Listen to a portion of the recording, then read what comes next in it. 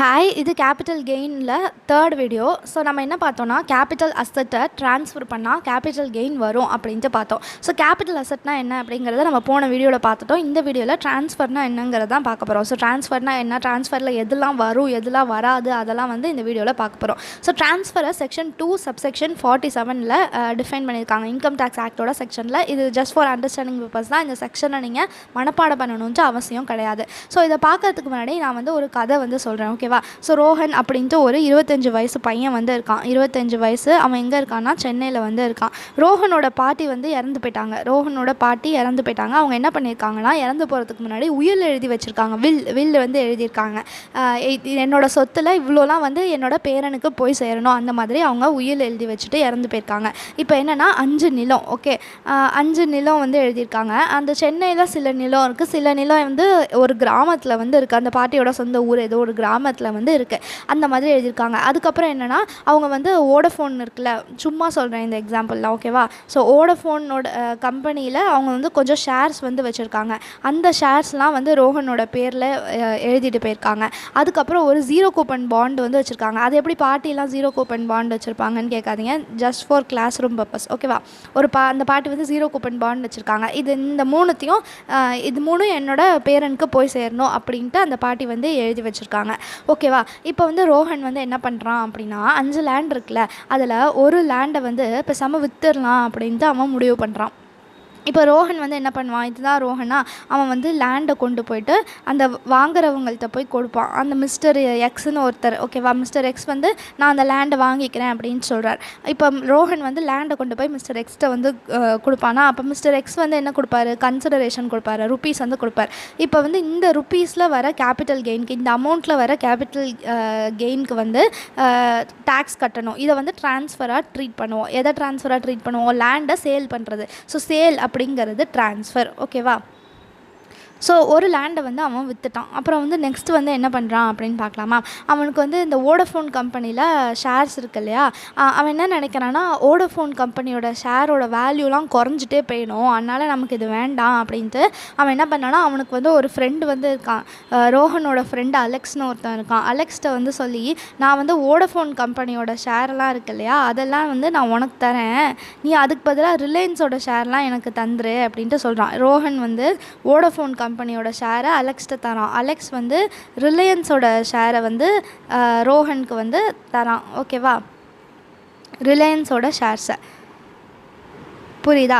இப்போ என்னென்னா, வோடஃபோனோட ஷேரோட வேல்யூ வந்து கம்மி, ஆனால் ரிலையன்ஸோட ஷேரோட வேல்யூ வந்து அதிகம். இப்போ அதனால ரோஹனுக்கு வந்து ஒரு கெயின் வந்து இருக்குது. ஆனால் அவன் எதுவுமே இதில் கேஷ் எதுவுமே இல்லை தானே, ஆனால் வேல்யூவில் கெயின் இருக்குது, மதிப்பில் கெயின் இருக்குது, ஆனால் இதில் கேஷ் எதுவுமே நடக்கலை.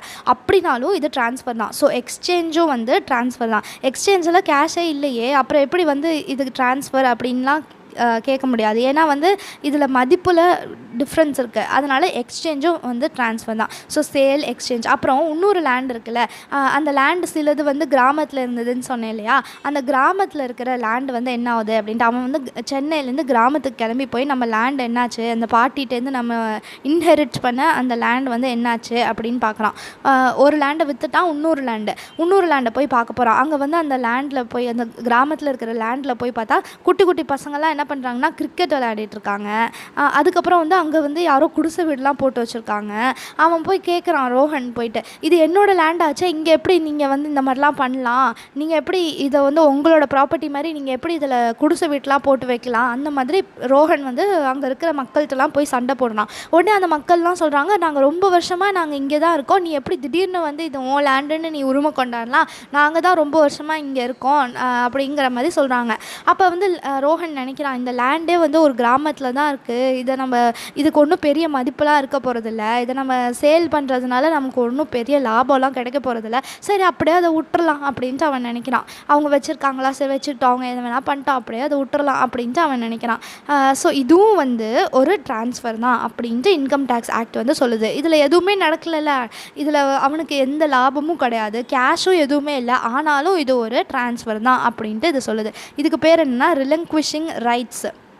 ரோஹனுக்கு அந்த லேண்ட் மேலே ஒரு உரிமை இருந்ததில்ல, அந்த உரிமை எனக்கு வேண்டாம், சரி போய் தொலையுது அப்படிங்கிற மாதிரி அவன் விட்டுட்டான். அதுதான் ரிலங்க்விஷிங் ரைட்ஸ். ரிலங்க்விஷிங் ரைட்ஸும் வந்து ட்ரான்ஸ்ஃபர் தான் அப்படின்ட்டு இன்கம் டேக்ஸ் ஆக்ட் வந்து சொல்லுது. அதுக்கப்புறம் இப்போ 5 லேண்ட் இருக்கா, இப்போ 2 லேண்டு போயிடுச்சு. இன்னொரு ஒரு லேண்ட் எங்கே இருக்குன்னா சென்னையில் இருக்குது. சென்னையில் தான் வந்து அந்த லேண்ட் இருக்குது. சென்னையில் ஒரு மெயினான ஒரு ஏரியாவில் அந்த லேண்ட் வந்து இருக்குது. இப்போ என்ன கவர்மெண்ட் வந்து பண்ணுறாங்கன்னா, நாங்கள் வந்து மெட்ரோ கன்ஸ்ட்ரக்ட் பண்ண போகிறோம், அது வந்து உன்னோட லேண்டில் இப்படி பாஸ் ஆகும், அதனால் உன் லேண்டை எனக்கு கொடுத்துரு அப்படின்ட்டு கவர்மெண்ட் வந்து சொல்லுது. கவர்மெண்ட் வந்து என்ன சொல்லுதுன்னா, அந்த லேண்டை நாங்கள் அக்வயர் பண்ணிக்கிறோம், கம்பல்சரி அக்வசிஷன், ஓகேவா. அந்த லேண்டை வந்து நாங்கள் மெட்ரோ கட்டுறதுக்காக எங்களுக்கு தேவைப்படுது, அதனால் நாங்கள் வந்து அதை கம்பல்சரி அக்வசிஷன் பண்ணிக்கிறோம். அதுக்கு வந்து நான் வந்து உனக்கு கொஞ்சோண்டு கன்சிடரேஷன் வேணால் தரேன், காம்பன்சேஷனாக உனக்கு நான் வந்து தரேன் அப்படின்ட்டு கவர்மெண்ட் வந்து சொல்லுது, ஓகேவா.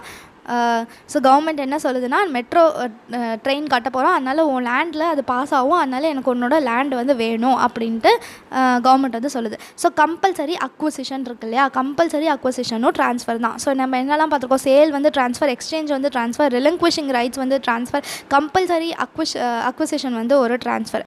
அந்த ஜீரோ கூப்பன் பாண்டு இருக்குல்ல, அது என்னாச்சு ஜீரோ கூப்பன் பாண்டு.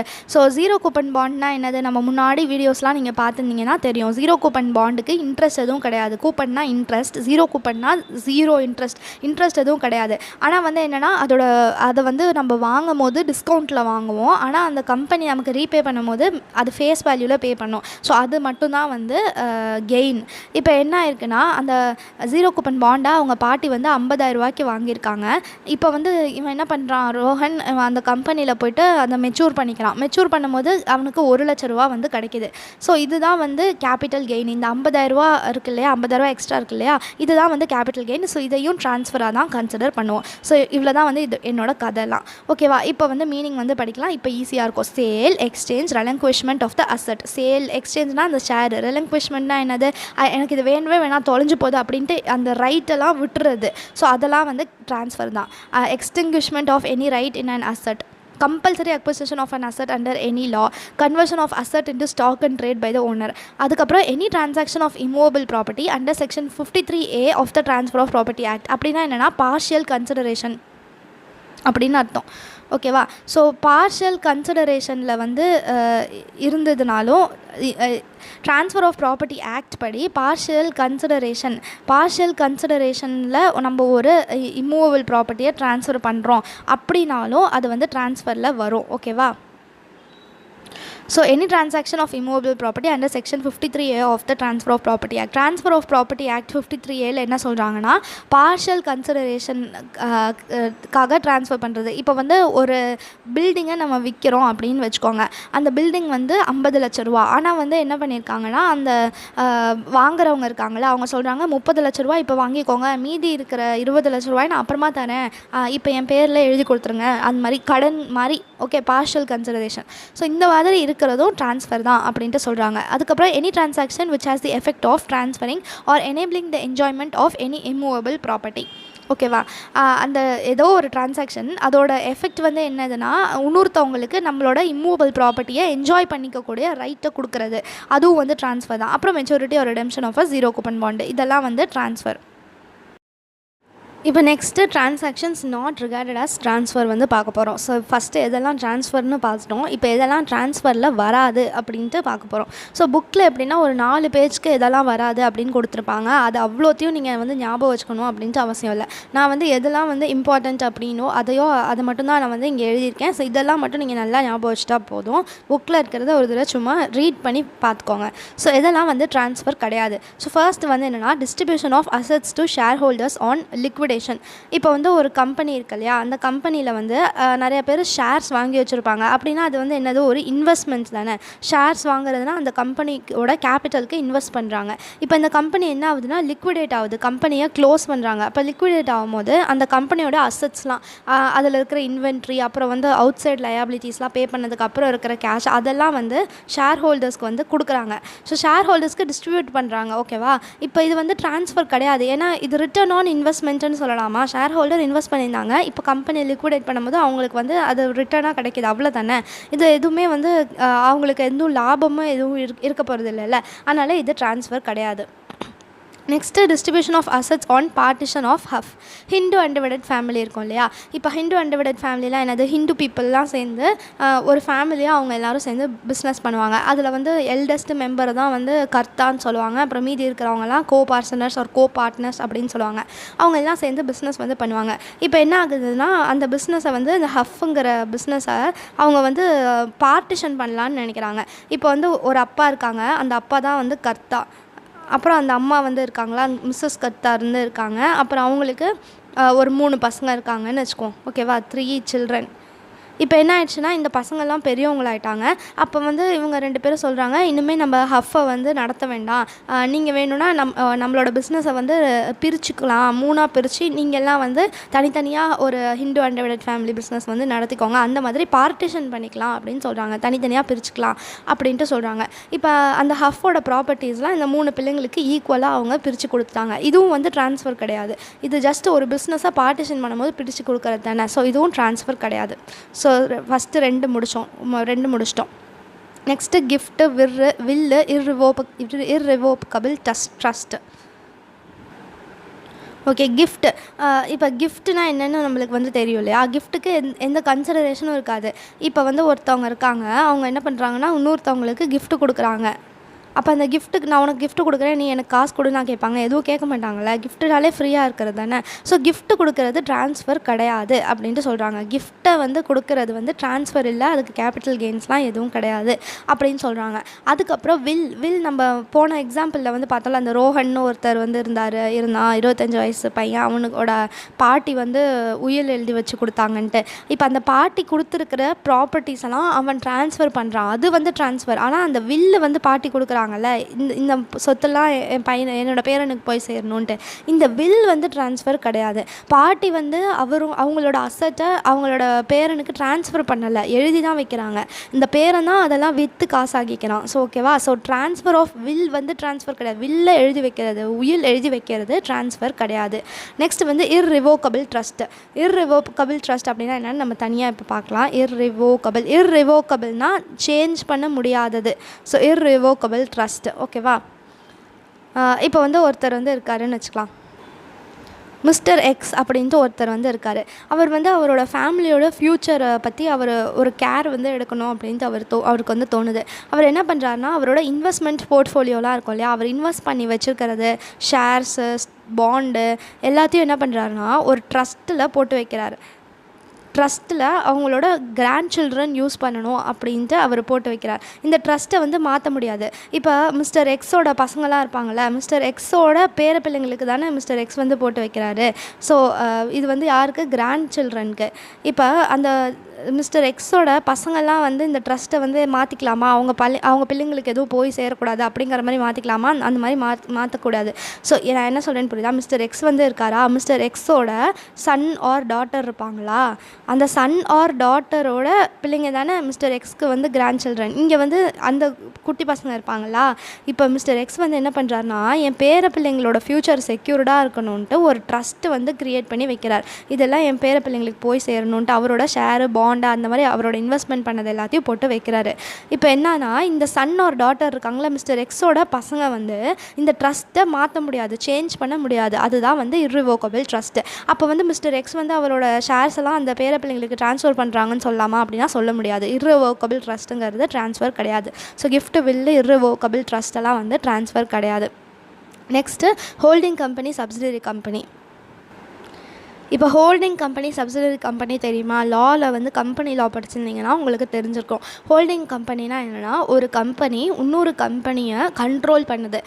எப்படின்னா, more than 50% of the voting rights வந்து ஹோல்டிங் கம்பெனிகிட்ட இருக்குது. சப்சிடரி கம்பெனியோட more than 50% of the voting rights holding கம்பெனியில் இருக்குது. அப்படின்னா தான் அது ஹோல்டிங் கம்பெனி, சப்சிடரி கம்பெனி. இப்போ ஹோல்டிங் கம்பெனி என்ன பண்ணுன்னா, சப்சிடரி கம்பெனியை கண்ட்ரோல் பண்ணும், ஓகேவா? இப்போ 100% ஹோல்டிங் கம்பெனி வந்து அதோட சப்சிடரி கம்பெனிக்கு அசட்ஸை அனுப்புது. இல்லைனா அதோட சப்சிடரி கம்பெனி வந்து 100% ஹோல்டிங் கம்பெனிக்கு வந்து அதோட அசட்ஸாக அனுப்புது அப்படின்னா அது ட்ரான்ஸ்ஃபர் கிடையாது. இப்போ இதுக்கு எக்ஸாம்பிள் ரிலையன்ஸ் இண்டஸ்ட்ரீஸ் தெரியுமா? ரிலையன்ஸ் இண்டஸ்ட்ரீஸ் இருக்குல்ல, ரிலையன்ஸ் இண்டஸ்ட்ரீஸ் வந்து என்ன பண்ணுதுன்னா அது வந்து ஒரு சப்சிடரி. இப்போ ரிலையன்ஸில் நிறையா இருக்குல்ல, ஜியோ மார்ட், ரிலையன்ஸ் டிஜிட்டல், ரிலையன்ஸ் ஃப்ரெஷ், அந்த மாதிரி நிறையா இருக்குல்ல, அதெல்லாம் வந்து ரிலையன்ஸ் இண்டஸ்ட்ரீஸ் தான் கண்ட்ரோல் பண்ணுது. அப்போ ரிலையன்ஸ் இண்டஸ்ட்ரி வந்து ஹோல்டிங் கம்பெனி அப்படின்ட்டு சொல்லலாமா? இப்போ இதுலேருந்து நிறையா சப்சிடரிஸ்லாம் இருக்கும். அதில் நம்ம ஜியோவை எடுத்துக்குவோம். ஜியோ பிளாட்ஃபார்ம்லாம் இருக்குல்ல, ஜியோ பிளாட்ஃபார்ம் அப்படிங்கிற ஒரு சப்சிடரி வந்து ரிலையன்ஸ் கம்பெனி வச்சுருக்கு. இப்போ ரிலையன்ஸ் வந்து ஜியோக்கு ஏதாவது அசட்ஸை ட்ரான்ஸ்ஃபர் பண்ணுது, இல்லை ஜியோ வந்து ரிலையன்ஸ்க்கு ஏதாவது அசட்ஸை ட்ரான்ஸ்ஃபர் பண்ணுது அப்படின்னா அது ட்ரான்ஸ்ஃபர் கிடையாது. இவங்க 2 பேரும் ஒன்றுக்குள்ளே ஒன்று தானே, 2 பேருமே ஒரே ஆள் நடத்துகிறது தானே. ஸோ ஹோல்டிங் கம்பெனி சப்சிடரி கம்பெனிக்குள்ளே ஏதாவது ட்ரான்ஸ்ஃபர் நடந்துச்சுன்னா அது ட்ரான்ஸ்ஃபரில் வராது. ஓகேவா? நெக்ஸ்ட் வந்து அமால்கமேஷன்.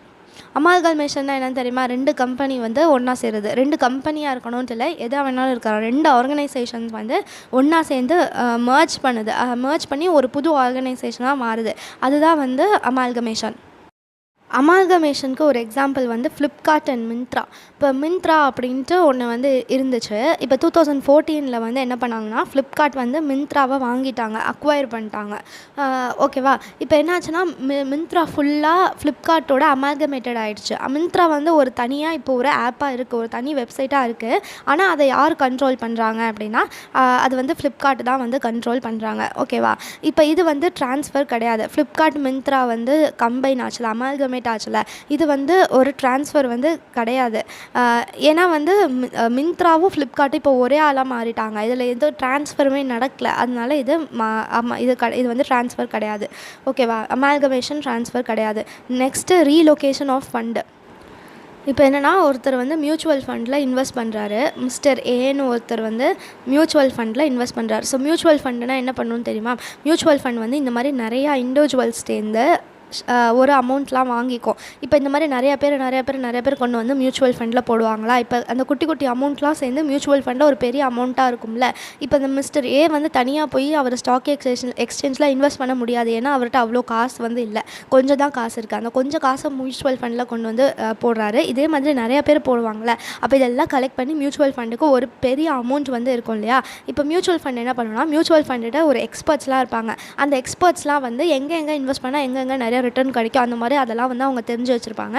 ஸோ மியூச்சுவல் ஃபண்ட் வந்து இன்வெஸ்ட் பண்ணிவிட்டு அந்த ரிட்டர்ன்ஸ் எல்லாம் இவங்களோட ப்ரொப்போர்ஷன் படி இவங்க எந்த ப்ரொப்போர்ஷனில் இன்வெஸ்ட் பண்ணியிருக்காங்களோ அவங்களுக்கு கொடுக்கும். ஸோ மியூச்சுவல் ஃபண்ட் ஒரு மீடியேட்டர் மாதிரி வேலை செய்யும். இதுதான் வந்து மியூச்சுவல் ஃபண்டோட ஒர்க்கிங். இப்போ ஃபஸ்ட்டு மிஸ்டர் ஏ வந்து என்ன பண்ணுறாருன்னா, அவர் வந்து மியூச்சுவல் ஃபண்டில் இன்வெஸ்ட் பண்ணும்போது அது ஈக்விட்டி ஃபண்டில் தான் வந்து மியூச்சுவல் ஃபண்ட் இன்வெஸ்ட் பண்ணுச்சு. புரியுதா? மிஸ்டர் எக்ஸ் வந்து அவரோட அமௌண்ட்டை கொண்டு போய் மியூச்சுவல் ஃபண்டில் போடுறாரு. மியூச்சுவல் ஃபண்ட் வந்து ஈக்விட்டி ஃபண்டில் போயிட்டு அது இன்வெஸ்ட் பண்ணி ரிட்டர்ன்ஸ் எல்லாம் இந்த மாதிரி டிஸ்ட்ரிபியூட் பண்ணிட்டு இருந்தது. அப்புறம் வந்து மியூச்சுவல் ஃபண்ட் வந்து என்ன பண்ணுச்சுன்னா அதோட பாலிசியை மாற்றிட்டு க்ரோத் ஃபண்டில் வந்து இன்வெஸ்ட் பண்ண ஆரம்பிச்சிருச்சு. இப்போ மிஸ்டர் எக்ஸோட காசு ஈக்விட்டி ஃபண்டில் மியூச்சுவல் ஃபண்ட் வந்து இன்வெஸ்ட் பண்ணியிருக்குமா? மிஸ்டர் எக்ஸ் வந்து மியூச்சுவல் ஃபண்டுக்கு பணம் கொடுக்குறாரு. மியூச்சுவல் ஃபண்டு ஈக்விட்டி ஃபண்டில் இன்வெஸ்ட் பண்ணியிருக்கு. இப்போ அந்த ஈக்விட்டி ஃபண்டை க்ரோத் ஃபண்டில் மாற்றலாம் அப்படின்ட்டு மியூச்சுவல் ஃபண்டு முடிவு பண்ணிடுச்சு இல்லையா? இப்போ என்ன ஆகுனா, இப்போ மிஸ்டர் எக்ஸோட காசு வந்து ஈக்விட்டி ஃபண்டில் வந்து இருந்ததில்ல, அது வந்து ஆட்டோமேட்டிக்காக க்ரோத் ஃபண்டாக கன்வெர்ட் ஆயிரும். இதுதான் relocation of fund. So relocation of ஃபண்டுங்கிறது ட்ரான்ஸ்ஃபர் கிடையாது. ஓகேவா? நெக்ஸ்ட்டு இதே மாதிரி conversion of bond into shares. பாண்டை வந்து ஷேர்ஸாக மாற்றுறது ட்ரான்ஸ்ஃபர் கிடையாது. Next succession of firm to company. இப்போ வந்து ஒரு பார்ட்னர்ஷிப் ஃபர்ம் வந்து ஒன்று இருக்குது. இப்போ என்ன பண்ணுறாங்கன்னா, அந்த பார்ட்னர்ஸ்லாம் நம்ம இப்போ ஒரு கம்பெனியாக கன்வெர்ட் பண்ணிடலாம் அப்படின்னு நினைக்கிறாங்க. ஓகேவா? இப்போ பார்ட்னர்ஷிப் ஃபர்ம் வந்து கம்பெனியாக மாறிடுச்சு. இப்போ என்ன ஆகும்? பார்ட்னர்ஷிப் ஃபர்மில் இருக்கிற எல்லா அசட்ஸ், லயபிலிட்டிஸ் எல்லாமே கம்பெனியில் போய் சேரும்ல. அப்போ பார்ட்னர்ஷிப் ஃபர்ம் வந்து கம்பெனிக்கு ட்ரான்ஸ்ஃபர் பண்ணுதா அப்படின்னா இல்லை, இது வந்து ட்ரான்ஸ்ஃபர் கிடையாது. So succession of firm by company வந்து ட்ரான்ஸ்ஃபர் கிடையாது. Next reverse mortgage. ரிவர்ஸ் மார்ட்டேஜ்னால் வந்து என்ன அப்படிங்கிறத பார்க்கலாம். ரிவர்ஸ் மார்ட்டேஜ் இப்போ என்னென்னா, சீனியர் சிட்டிசன்ஸ்லாம் இருக்காங்க இல்லையா, அவங்களுக்குலாம் வந்து இது அப்ளிகபிளாக இருக்கும். இப்போ எக்ஸாம்பிளுக்கு நேசமணி அப்படின்னு ஒருத்தர், அவருக்கு வந்து 70 வயசு ஆகுது. அவர் வந்து ஒரு சீனியர் சிட்டிசன் தானே. சீனியர் சிட்டிசன்னா 60 வயசுக்கு மேலே இருக்கிறவங்கலாம் வந்து சீனியர் சிட்டிசன். இப்போ வந்து என்ன பண்ணுவாங்க அப்படின்னா, நேசமணி என்ன பண்ணுறாருனா, அவர் வந்து ஒரு வீடு இருக்குது, அவரோட வீடு வந்து ஒர்த்து 50 லட்சம்னு வச்சுக்கலாம். ஓகேவா? 50 லட்சம் மதிப்பிலான வீட்டில் வந்து அவர் வந்து தங்கியிருக்காரு. அவர் ரிட்டையர்ட் ஆகிட்டதுனால அவருக்கு கொஞ்சம் எக்ஸ்ட்ரா செலவெல்லாம் ஆகும் இல்லையா, மெடிக்கல் எக்ஸ்பென்சஸ் அந்த மாதிரி நிறையா எக்ஸ்பென்சஸ்லாம் ஆகும்ல. அதனால் அவருக்கு வந்து காசு தேவைப்படுது. அவர் என்ன பண்ணுறாருனா, இந்த வீடோட பத்திரத்தை எடுத்துகிட்டு போயிட்டு பேங்க்கில் போய் நான் ரிவர்ஸ் மார்ட்டேஜ் போட்டுக்கிறேன் அப்படின்னு சொல்கிறாங்க. ஓகேவா? இப்போ ரிவர்ஸ் மார்ட்டேஜ்னால் என்னங்கிறத நான் சொல்ல போகிறேன். இப்போ நான் சொல்கிறத மட்டும் கரெக்டாக கேளுங்க. இப்போ அந்த பேங்க் வந்து என்ன பண்ணுன்னா, மிஸ்டர் நேசமணி இருக்கார்ல, மிஸ்டர் நேசமணிக்கு வந்து ஒரு 20 லட்ச ரூபா அந்த மாதிரி பணம் வந்து தரும். அது எவ்வளோ பணம் வேணாலும் தரும். ஓகேவா?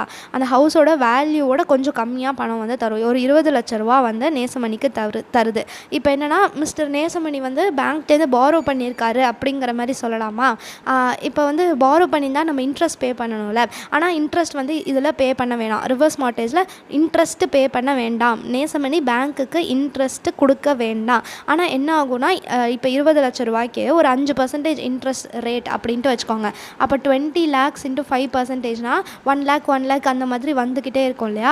இப்போ பேங்க் வந்து என்ன பண்ணுன்னா, நேசமணிகிட்ட போயிட்டு நீங்கள் வந்து எனக்கு பணம் கொடுங்க அப்படின்ட்டு அது கேட்காது. அதுக்கு பதிலாக இப்போ வந்து அந்த 20 லட்ச ரூபா பேங்க் வந்து டியூ ஃப்ரம் நேசமணின்னு போட்டு வச்சுருக்கோம்ல, நேசமணிக்கு கொடுத்துருக்கு. அப்போ டியூ ஃப்ரம் நேசமணின்னு போட்டிருக்கோம்ல, அது கூடயே அது இன்ட்ரெஸ்ட்டை ஆட் பண்ணி வரும். இப்போ அது வந்து ஒரு பெரிய அமௌண்ட்டாக ஆகிட்டே இருக்கும். ஆனால் அந்த பேங்க் வந்து கேட்காது, நேசமணிகிட்டேருந்து காசு வந்து இன்ட்ரெஸ்ட் வந்து கேட்காது.